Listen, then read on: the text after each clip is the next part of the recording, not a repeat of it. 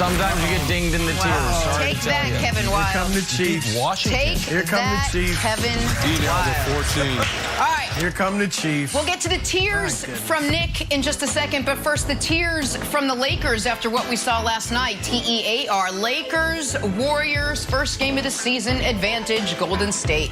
Steph Curry triple-doubled as the Warriors shocked LA, came back from down 10 in the second half to get that win. That despite a combined 67 points from LeBron and AD. So you want to know, how did Russell Westbrook do in his debut for the Lakers? Not great. Russ struggling to fit in last night, just 8 points on 4 of 13. LeBron, though, not worried about his new running mate. Take a listen to this. I just think it was just the first game jitters, to be honest. Don't put too much into it.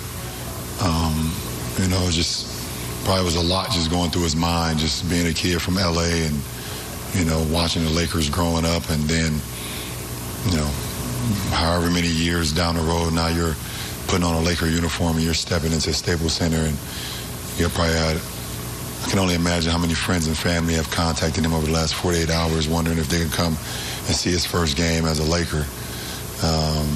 You know, so, you know, those things, those demands and those asks and those things will quiet down as the season go on and on. So not worried about Russ at all. You know, he just need to be himself and not worry about the outcome. All right, Chris Broussard, LeBron not worried about Russ. Is he right, though, not to be concerned at all? Well, his approach is certainly right. If Russell Westbrook watches that clip or that press conference with LeBron, he's going to be encouraged. That's what you want to see from your best player, the leader of the team who's welcoming you aboard. So, and LeBron, on top of that, knows as well as anyone, having played in Miami with Dwayne Wade and Chris Bosh, and having played in Cleveland with Kyrie Irving and Kevin Love, that big threes take a while typically to come together. In both of those situations, Miami and Cleveland, they struggled for several weeks before they got it going. So LeBron understands this. He's been through this before. All that said, this is not going to be a big three where all three guys put up star numbers. All right, they're not all three going to average 20 points or more per game. I think Russell Westbrook's numbers are going to be far lower than we've come to expect from him. I'm talking 16, 17, about 17 points a game. All right, because they need to play through AD and LeBron. Now, LeBron just said it. Frank Vogel said it too. They want Russ to be Russ, right? Just go out there and play your game, be aggressive, all that. The problem is Russell Westbrook's game is him having the ball and everybody else playing off of him, and that's not best for the Lakers. What's best for the Lakers is to run through LeBron James and Anthony Davis and everyone else, including Russell Westbrook, to play off of them. All right, that's how they have to play. So I think they're going to have to start staggering LeBron and Russ's minutes to some degree. Give Russ that second unit, all right, where that's when he can be Russ and play like he's always played. And then even when he's out there with LeBron, he can push it in transition and have the ball in his hands and try to get some early offense. But when they're in the half-court sets, LeBron, as you saw last night, is going to be the primary ball handler and decision maker, and that's what's best for them. That's going to be tough for Russ because he's had the ball in his hands for 12 years, and this is how he's always played the game, and he can't shoot. It's tough to play off the ball when you can't really shoot jump shots. And so that's an issue, Nick. But the bottom line is Russ is going to have to accept being the third fiddle. Doesn't mean he won't be a star. His legacy's set. I firmly expect, as I imagine you do, within the next 2 days, he's going to be named on the All-75 team. 75 greatest players of all time. So his legacy's set, right? But he's going to be the third fiddle here, and he can't, when it's his time to shine, he can't force it just to put up numbers or feel like he's contributing. Yep. So I think I'm going to surprise the audience here because I've always had the I'm not concerned very steady hand when it comes to LeBron's Lakers teams post the Anthony Davis trade.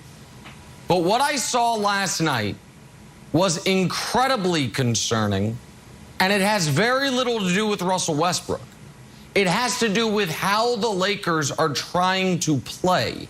And I understand Ellington and Ariza and THT and Nunn were out. I get that. However, there is a rule of thumb with LeBron James teams.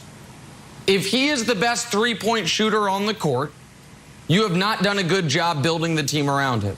And in their starting lineup last night, he was the best three-point shooter. LeBron scored more points than anyone in the NBA yesterday, scored 34. That should have been a 45-point game. Why? Because he hit 12 jump shots. He hit 5 threes. When LeBron's jumper is falling, those are 40-point games. So why wasn't it? Show me a shot chart. Show me what LeBron James did. He made one basket at the rim, and it was a transition dunk. So he never got to the rim successfully in the half court. Why? Well, you have DeAndre Jordan out there. You have Dwight Howard out there. You have Russ out there.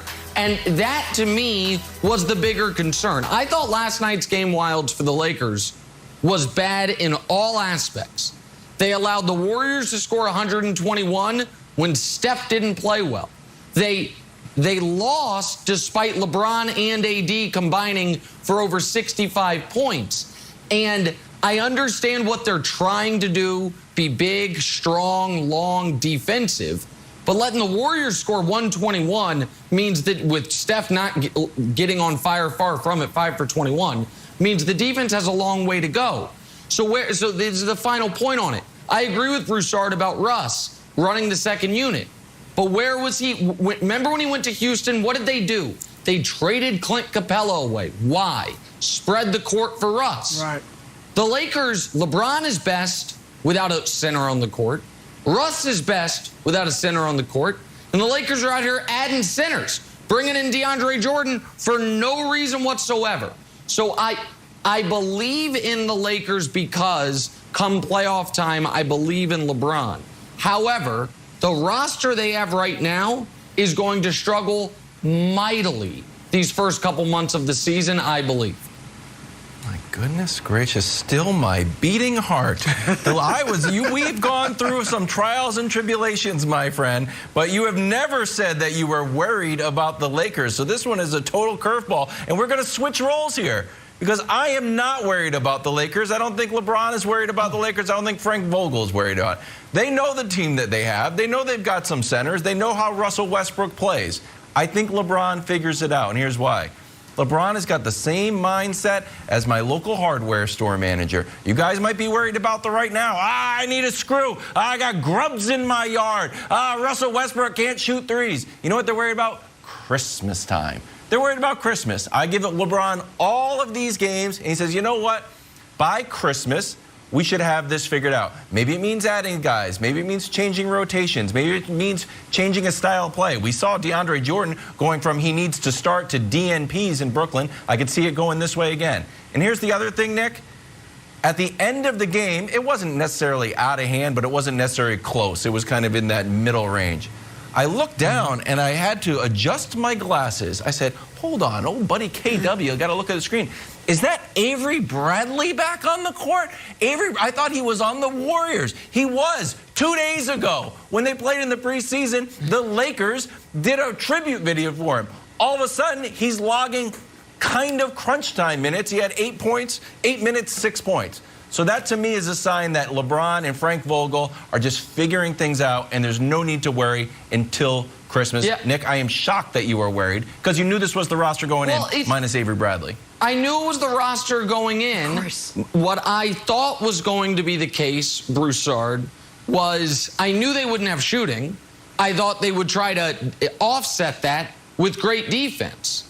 And letting the Warriors, with Clay in street clothes, and Steph having what will, at the end of the season, be one of his 5 worst shooting games of the whole year, score 121 it's not a flashing red light, beep in your smoke detector. It's like, okay, that could be concerning at some point. Should probably get that checked out. So listen, I believe in the Lakers because I believe in LeBron and Anthony Davis, assuming he learns how to shoot free throws again. They're going to have 2 of the best players in the whole league at all times.